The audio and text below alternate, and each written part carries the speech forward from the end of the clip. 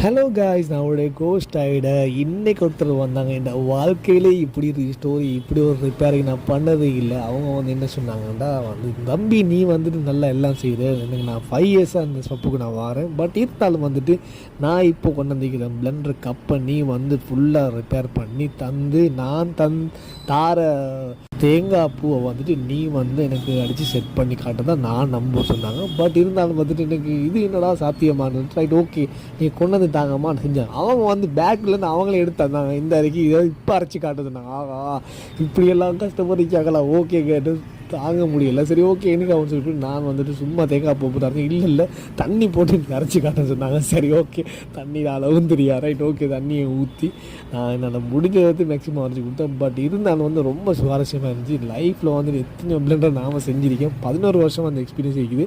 இருந்தாலும் இப்படி ஒரு எக்ஸ்பீரியன்ஸை நான் இப்போ தான் ஃபர்ஸ்ட் டைம் பார்க்குறேன்.